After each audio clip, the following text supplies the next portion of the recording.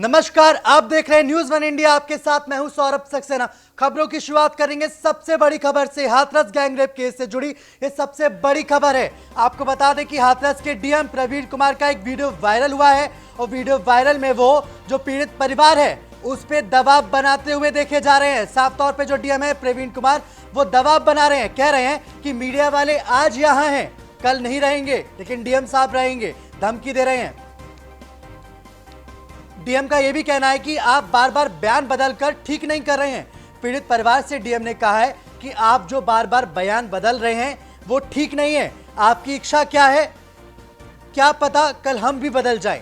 DM ने साफ तौर पे कहा है। डीएम ने यह भी कहा कि आप अपनी विश्वसनीयता खत्म कर दीजिए। मीडिया वाले आज हैं, कल नहीं रहेंगे। कल सुबह आधे निकल जाएंगे, 2-4 बचेंगे, कल शाम तक रहेंगे। लेकिन साफ तौर पे जो वीडियो है जो वायरल हो रहा है, इस वायरल वीडियो में डीएम जो पीड़ित परिजन हैं उनको धमकाते हुए नजर आ रहे हैं। सुनिए। अब आपकी इच्छा, आपको बार बार बयान बदलना नहीं बदलना है। अभी हम भी बदल जाए कि नहीं, हम तो आप अपनी विश्वसनीयता खत्म मत करिए। तो मीडिया वाले मैं आपको बता दूं, आज अभी आधे चले गए, कल सुबह तक आधे और निकल जाएंगे, 2-4 बचेंगे कल शाम को, और हम ही आपके साथ खड़े हैं। ठीक है? अब आपकी इच्छा, आपको बार बार बयान बदलना नहीं बदलना है। अभी हम भी बदल जाए कि नहीं, हम तो आप अपनी विश्वसनीयता खत्म मत करिए। तो मीडिया वाले मैं आपको बता दूं, आज अभी आधे चले गए, कल सुबह तक आधे और निकल जाएंगे, 2-4 बचेंगे कल शाम को, और हम ही आपके साथ खड़े हैं। ठीक है? तो साफ तौर पे आपने डीएम साहब को सुना, जो पीड़ित परिवार को धमका रहे हैं कि बार बार बयान मत बदलिए, मीडिया वाले आज हैं, कल चले जाएंगे। तो सवाल यही है, क्या पीड़ित परिवार पे दबाव बनाया जा रहा है? क्या डीएम अपनी छवि चमकाने के लिए जो पीड़ित परिवार है उस पे दबाव बना रहे हैं? आखिर डीएम को ये कहने की जरूरत क्यों आ पड़ी कि मीडिया वाले आज है हाथरस में, कल चले जाएंगे? डीएम ने कहा है कि आप अपनी विश्वसनीयता खत्म कर रहे हैं, बार बार बयान बदल रहे हैं। तो साफ तौर पे जो डीएम है वो सवालों के घेरे में है। हाथरस के डीएम पर पीड़ित परिजनों का आरोप लगा रहे हैं, डीएम बना रहे हैं दबाव। यह पीड़िता के पिता का कहना है कि उनको धमकाया जा रहा है, अब ये लोग हमें यहां रहने नहीं देंगे। परिजनों की तरफ से कहा गया डीएम ज्यादा ही चालाकी कर रहे हैं। पीड़िता के परिजनों का गंभीर आरोप डीएम पर। साफ तौर पर क्या कुछ कहना है, एक बार सुनिए। यहाँ पे बोल रहे हैं कि तुम्हारी लड़की अगर कोरोना से मर जाती तो मुआवजा मिल जाता है। ये सब धमकियाँ मिल रही हैं, पापा को धमकाया जा रहा है। ये बोल रहे हैं कि केस मतलब रफा दफा हो जाएगा, अगर सब वीडियो केस दिखा रफा दे। दफा हो जाएगा। ये सब वीडियो दिखा देंगे। मम्मी की उल्टी सीधी वीडियो बना रखी है। जो उस टाइम में वो हालात ऐसे थे, जो मन में आ रहा वो सब लोग बोले जा रहे हैं। यही सब करके अब ये लोग हमें यहाँ रहने नहीं देंगे। ये डीएम बहुत ज्यादा ही चालबाजी कर रहे हैं। हम लोगों के साथ में इतना प्रेशर डाल रहे हैं जबरदस्ती कि हम लोगों ने इतने लोग, तुम्हारी बात का कोई भरोसा नहीं है, तुम जबरदस्ती बयान बदल रहे हो। तुम पे कौन भरोसा? पापा पे बुलवा रहे हैं। बयान बदलने से तुम्हारी कोई वो रहेगी, हम लोग दूसरी जगह चले जाएंगे।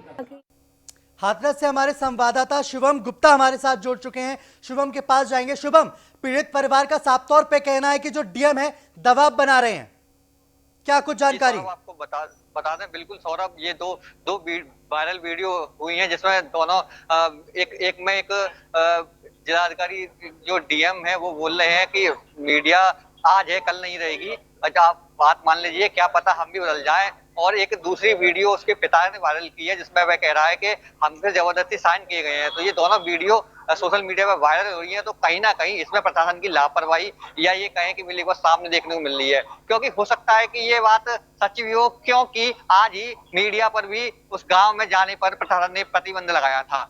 और ये जो वीडियो वायरल उनके परिवार के लोगों ने ही की है, उसके बाद इसमें उसकी भाभी है उसने भी बोला है। तो कहीं ना कहीं कह सकते हैं कि प्रशासन कुछ ना कुछ अपनी कमियां छुपाने के लिए ऐसा कर रहा हो।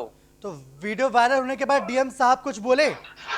ये इस बारे में जब वीडियो वायरल हुआ उसके बाद मीडिया ने कई बार जिलाधिकारी से बात करने की कोशिश की है। अभी भी हम जिस समय यहाँ खड़े हैं थाने पर, उस थाने के चैम्बर में जिलाधिकारी मौजूद है, लेकिन वह मीडिया से नहीं मिलना चाह रहे हैं। कई बार उनसे बोला गया है, उनके बाहर सुरक्षा कर्मियों उनसे बोला गया है कि एक बार बात करा दीजिए, लेकिन वह मीडिया के सामने आने से बार बार बच रहे हैं। तो कहीं ना कहीं लगता है कि जिला अधिकारी की इसमें लापरवाही है और कुछ ना कुछ बात है जिसको वो छुपाना चाह रहे हैं।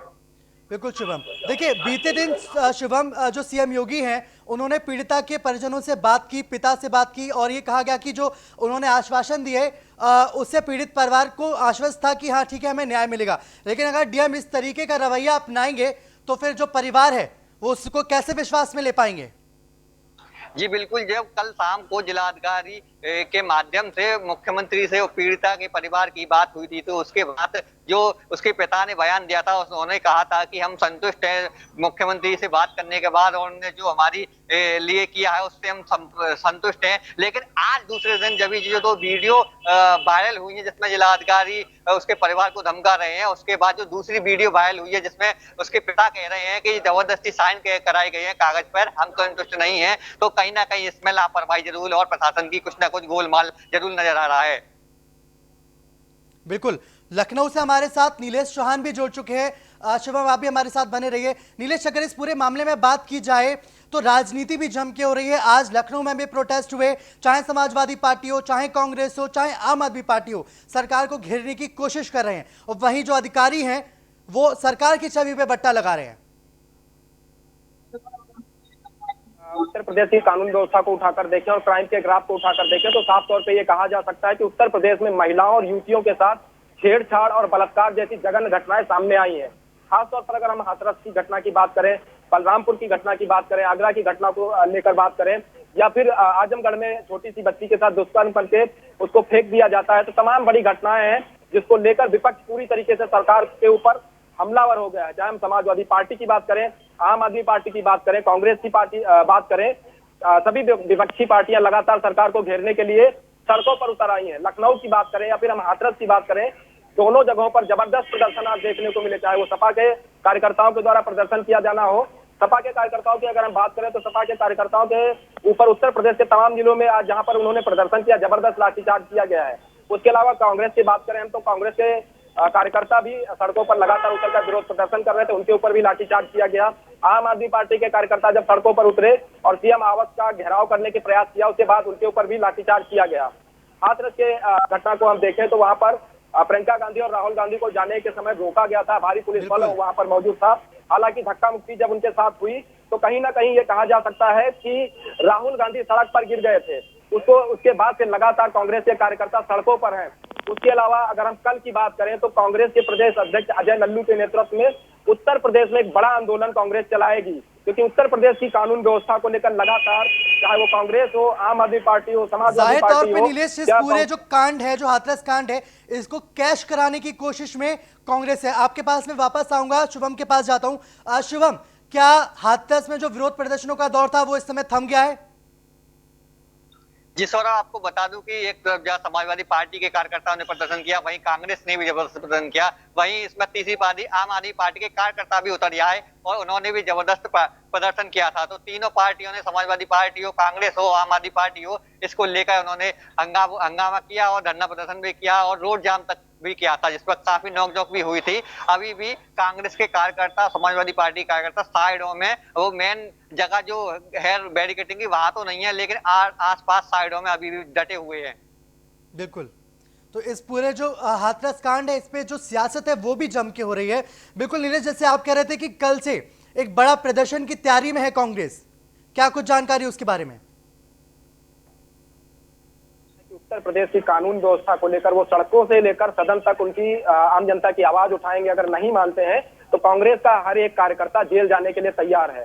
आज को लेकर अगर हम बात करें तो राहुल गांधी, प्रियंका गांधी खुद सड़कों पर उतरे थे।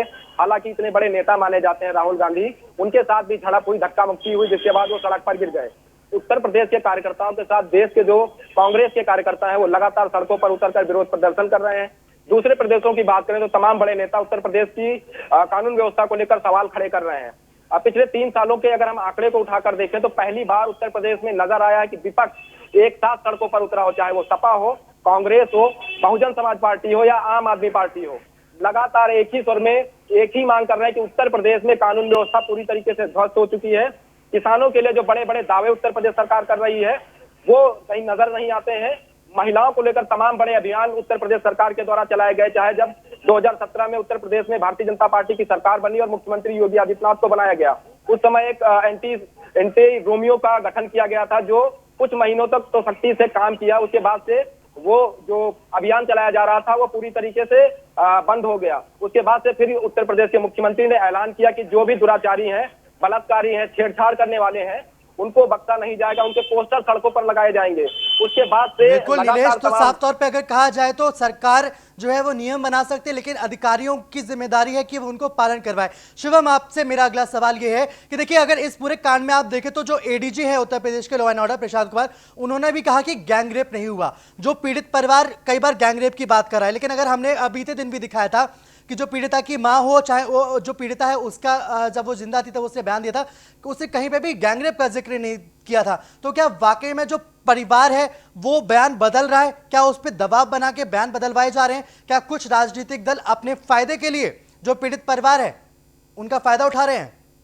जी सौरभ, आपको बता दें कि बिल्कुल इसमें कहीं ना कहीं राजनीति भी इन्वॉल्व है, क्योंकि जब 14 तारीख की जो घटना वाले दिन की जब की बात करें तो उस दिन खुद पीड़िता ने भी बयान दिया था, उसकी मां ने और उसके भाई ने, तीनों ने ये बयान दिया था। लेकिन जब 14 दिन घटना वाले दिन किसी ने भी इसमें रेप किया, गैंग रेप की कोई बात नहीं कही गई थी। लेकिन उसके बाद जब कुछ दिनों बाद जब महिला का इलाज चल रहा था, जब सीओ जो आई हुए बयान लेने गए थे, जब उसके बाद पीड़िता के बयान के बाद ये मामला प्रकाश में आया और गैंग रेप की बात आई, तो उसके बाद लगातार कई पार्टी के कार्यकर्ता और कई बड़े बड़े नेता यहाँ आए और उसके परिवार से मिले। तो कहीं ना कहीं ये भी कहा जा सकता है कि इस मुद्दे को राजनीतिक लोग बढ़ाना चाह रहे हैं और इसी के बहाने। बिल्कुल शिवम, बहुत बहुत शुक्रिया पूरी जानकारी के लिए। नीलेश, आपका भी पूरी जानकारी के लिए बहुत शुक्रिया। तो साफ तौर पे इस पूरे मामले में राजनीति भी हो रही है, आज भी देखा गया, चाहे राहुल गांधी हो, चाहे प्रियंका गांधी हो, चाहे समाजवादी पार्टी हो, चाहे बसपा हो, इस पूरे मामले पे जम के राजनीति हो रही है और उपचुनाव से पहले सरकार को घेरने की कोशिश हो रही है।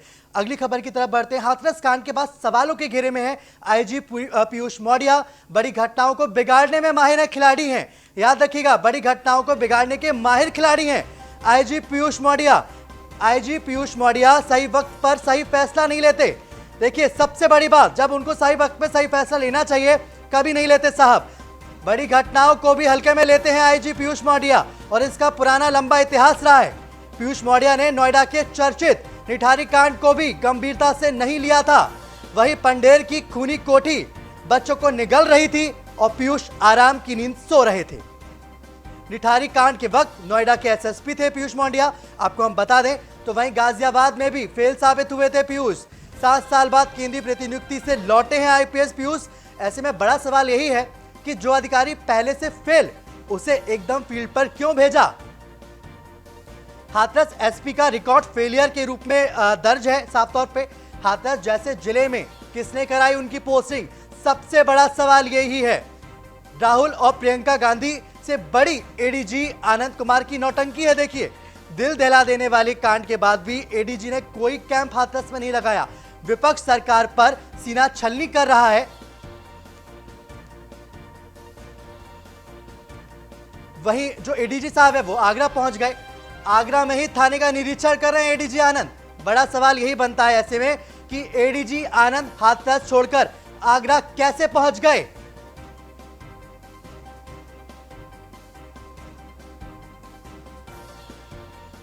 तो देखिए, आईजी पीयूष के बारे में हम आपको बता रहे हैं, सही वक्त पे सही फैसला नहीं लेते और शायद यही वजह है कि आज योगी सरकार की किरकिरी हो रही है।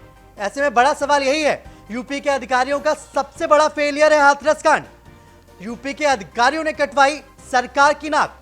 क्या अधिकारियों की नाकामी की सजा भुगत रही है योगी सरकार? देखिए, सबसे बड़ा सवाल, और 3 चेहरे भी हम आपको दिखा रहे हैं इस पूरे कांड के पीछे, इस पूरे कांड के फेलियर के पीछे जो 3 सबसे बड़े चेहरे हैं वो आप अपनी टेलीविजन स्क्रीन पे देख पा रहे हैं।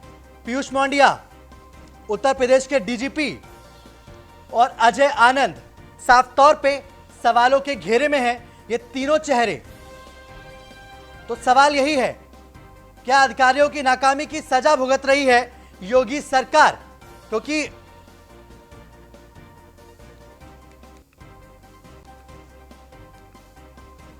क्योंकि देखिए सरकार का काम है, सरकार फैसले ले रही है, लेकिन फील्ड पे रह के जिन्हें एक्शन लेना है आखिर वो क्या करें। देखिए हाथरस कांड के बाद एक बार फिर खुली डीजीपी की पोल।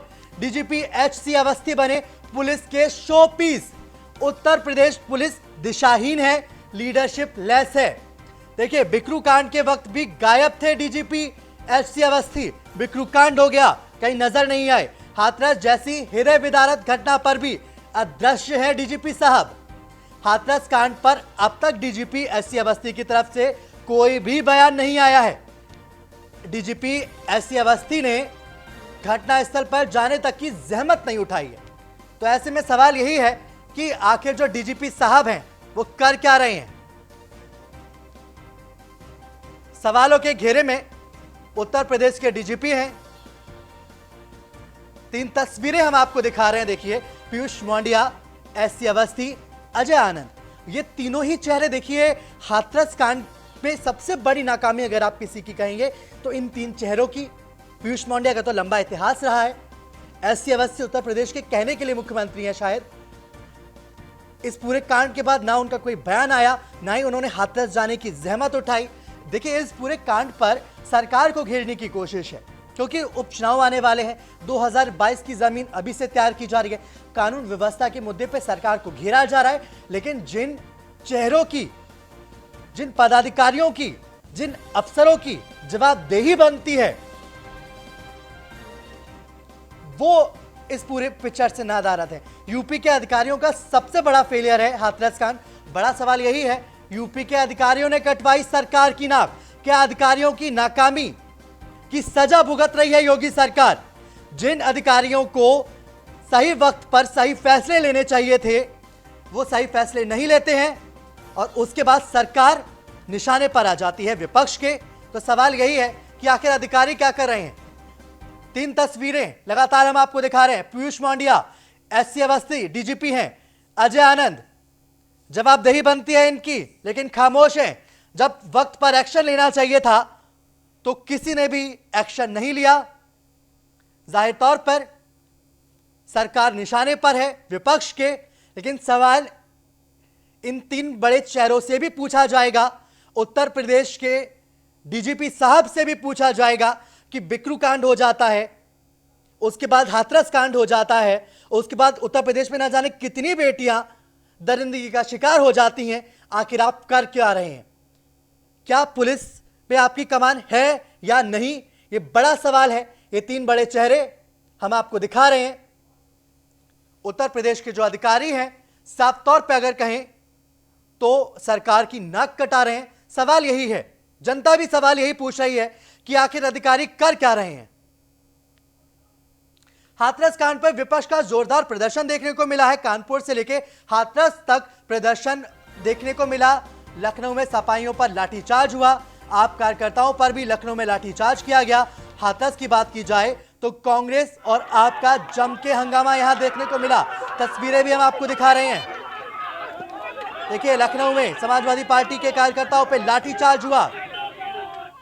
इंसाफ के नाम पर ये तमाम कार्यकर्ता निकले।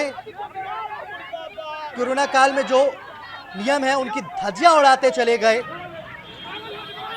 लेकिन अपनी सियासत साध रहे हैं। 4 तस्वीरें आपके सामने। लखनऊ में समाजवादी पार्टी का प्रदर्शन, वही लखनऊ की दूसरी तस्वीर है जहां आम आदमी पार्टी प्रदर्शन कर रही है। तीसरी तस्वीर में आपको हाथरस की है जहां आम आदमी पार्टी का प्रदर्शन देखने को मिल रहा है। वहीं चौथी तस्वीर भी हाथरस से है जहां कांग्रेस का प्रदर्शन जोरदार देखने को मिल रहा है। तो लखनऊ में समाजवादी पार्टी का जोरदार प्रदर्शन, तो वहीं लखनऊ से लेकर हाथरस तक आम आदमी पार्टी ने भी मोर्चा संभाल रखा है। तो देखिए कांग्रेस इस पूरे मामले को कैश कराने की कोशिश में है। राहुल गांधी से लेकर प्रियंका गांधी तक एक्टिव है। राजस्थान में भी कई रेप की वारदातें हुई हैं, लेकिन साहब वहां नहीं गए क्योंकि वहां उनकी सरकार है। उत्तर प्रदेश में योगी सरकार है। तो ऐसे में सरकार को घेरने के लिए जो बड़े से बड़े नेता हैं वो सड़कों पर हैं, सरकार पे निशाना है और इसी के जरिए 2022 की जमीन तैयार करने की कोशिश, चाहे वो समाजवादी पार्टी हो चाहे वो आम आदमी पार्टी हो। देखिए आम आदमी पार्टी की तरफ से आज कहा भी गया, संजय सिंह ने कहा कि वो उत्तर प्रदेश की जनता की आवाज बनेंगे और बड़ा अनशन करेंगे। देखिए याद रखिएगा, जो दिल्ली की सत्ता आम आदमी पार्टी को मिली वो अन्ना आंदोलन के रास्ते मिली। तो अब उत्तर प्रदेश की सत्ता तक पहुंचने के लिए संजय सिंह एक बड़ा आमरण अनशन करने की कोशिश या उसकी जमीन तैयार करने की कोशिश कर रहे हैं। साफ तौर पे जोरदार प्रदर्शन। तो वहीं हाथरस गैंगरेप पीड़िता की पोस्टमार्टम रिपोर्ट आ चुकी है और इस पूरी रिपोर्ट पे जो उत्तर प्रदेश के एडीजी प्रशांत कुमार है, उनका बड़ा बयान सामने आया। उन्होंने साफ तौर पे कहा कि पीड़ित की मौत उसकी गर्दन की चोट के कारण हुई। एडीजी प्रशांत कुमार की तरफ से कहा गया, एफएसएल रिपोर्ट में रेप की पुष्टि नहीं हुई है। इसके साथ ही उन्होंने कहा कि इस मामले को जातिगत मोड़ दिया गया है। ऐसे लोगों की पहचान की जाएगी और कड़ी जो कानूनी कार्रवाई है वो भी की जाएगी। तो साफ तौर पे जो गैंग रेप की बात है उसको नकार दिया गया है एडीजी प्रशांत कुमार की तरफ से। हमने भी आपको जो बीते दिन पीड़िता का जो बयान सुनाया था उसमें उसने साफ तौर पे जो भी कहा उसे कहीं पे भी गैंग रेप की बात नहीं की थी। और आज भी जो प्रशांत कुमार की तरफ से कहा गया, उन्होंने कहा है कि इस पूरे मामले को जातिगत मोड़ दिया गया। उन्होंने भी गैंग रेप से इनकार किया है। सुनिए। पोस्टमार्टम दिल्ली में करा के पैनल ऑफ डॉक्टर्स के द्वारा शव परिवारजनों के साथ लाके उसकी अंत्येष्टि कराई गई। जो दिल्ली के पीएम रिपोर्ट में जो मृत्यु का कारण आया है वो गले में चोट होने के कारण और उसके दौरान जो ट्रॉमा होता है उसके कारण आना बताया गया है। इस बीच जो विधि विज्ञान प्रयोगशाला की रिपोर्ट भी अब प्राप्त हो गई है। हाथरस कांड में आज क्या क्या हुआ अब हम आपको सिलसिलेवार तरीके से दिखाते हैं। हाथरस कांड पर आज दिन भर जम के हंगामा देखने को मिला। राहुल प्रियंका गांधी हाथरस के लिए निकले। ग्रेटर नोएडा से उन्हें हिरासत में लिया गया। कुछ देर बाद राहुल और प्रियंका को छोड़ दिया गया। राहुल के हाथरस जाते वक्त पुलिस से धक्का मुक्की हुई। इस दौरान राहुल गांधी जमीन पे भी गिर पड़े। लखनऊ से लेकर हाथरस तक जोरदार प्रदर्शन देखने को मिला। हाथरस में पीड़िता के गांव में सुरक्षा बढ़ा दी गई है। मीडिया से लेकर किसी को भी जाने की अनुमति नहीं है। तो हाथरस कांड में आज क्या हुआ, ग्राफिक्स के जरिए हम आपको बता रहे हैं। देखिए, राहुल गांधी, प्रियंका गांधी इस पूरे मामले में एक्टिव है और आज उन्होंने हाथरस जाने की कोशिश भी की। तो हाथरस जा रहे कांग्रेस के पूर्व अध्यक्ष राहुल गांधी और कांग्रेस महासचिव प्रियंका गांधी को हिरासत में लिया गया। हमने सबसे पहले आपको तस्वीरें भी दिखाई, ये भी हम आपको तस्वीरें दिखा रहे हैं।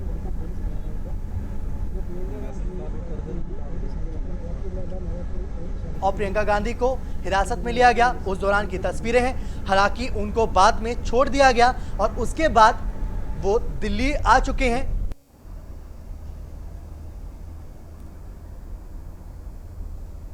साफ तौर पे ये तस्वीरें देखिए। आगे लो।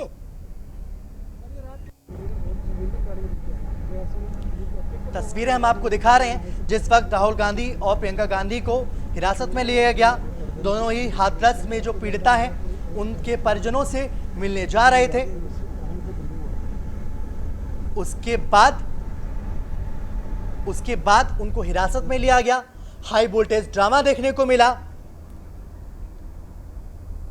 इस दौरान तस्वीरें आई, राहुल गांधी को के साथ जो पुलिस है उसकी धक्का मुक्की हुई और उसके बाद वो जमीन पे भी गिर पड़े। हालांकि हिरासत के बाद फिर उनको छोड़ दिया गया और अब वो दिल्ली आ चुके हैं। इस बुलेटिन में इतना ही। देखते